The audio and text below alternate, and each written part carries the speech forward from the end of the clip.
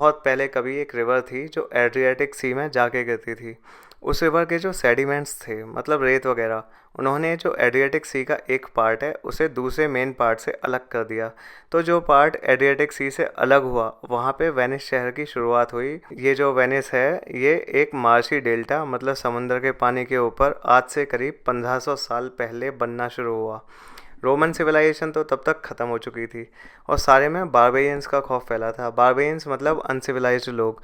तो यहाँ के जो ओरिजिनल इनहेबिटेंट्स थे उन्होंने यहाँ पे ये सोच के बसना शुरू किया कि जो बारबेरियंस हैं उनको ये पानी में डूबी गंदी सी मुश्किल जगह पसंद नहीं आएगी और वो उनसे सेफ़ रहेंगे। तो इसके लिए उन्होंने पानी में 15 फीट गहरे ओल्डर वुड के डंडे गाढ़े, मतलब कि वुडन पाइलिंग्स, और उनके ऊपर प्लेटफॉर्म बना के फिर घर बनाए।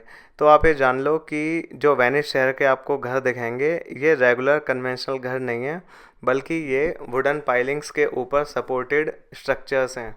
फिर यहाँ पे कुछ टाइम बाद ट्रेड शुरू हुई। तो वेनिस की जोग्राफिकल लोकेशन जानना पहले ज़रूरी है। वेनिस इटली में है। इटली मेडिटेरेनियन सी के बिल्कुल बीचों बीच है और वेनिस के साइड में है एड्रियाटिक सी।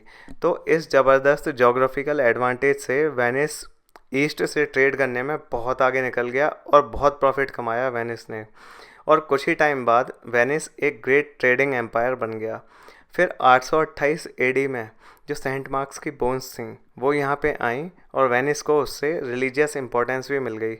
फिर यहाँ के जो मर्चेंट्स थे उन्होंने 1500s 1600s में बहुत ज़्यादा प्रॉफिट कमाया और उस पैसे से उन्होंने बहुत ग्रैंड पैलेसेस बनाने शुरू किए जो कि ग्रैंड कैनाल के दोनों तरफ दिख जाएंगे।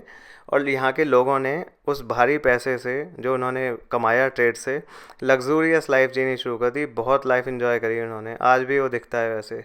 पर जब वेस्टर्न कंट्रीज़ जैसे स्पेन, पोर्टुगल, इनको ईस्ट से ट्रेड का नया रूट मिल गया साउथ अफ्रीका के नीचे से, और साथ में अमेरिका भी डिस्कवर हो गया, तो इससे वेस्टर्न कंट्रीज़ को एक नई मार्केट मिल गई अपने सामान के लिए। तो ट्रेड में जो वेनिस की मोनोपोली थी वो हो गई ख़त्म। पर टाइम के हिसाब से चेंज होने की बजाय जो वेनिस के लोग थे वो और ज़्यादा भोग विलास में लग गए और मौज मस्ती और पार्टी, खूब मज़े मारे उन्होंने। तो पैसे की कमी तो थी नहीं उन पे, क्योंकि पिछली 2 सेंचुरीज़ में उन्होंने ट्रेड करके बहुत पैसे उन्होंने कमा लिए थे, इस वजह से ऐसा हो पाया।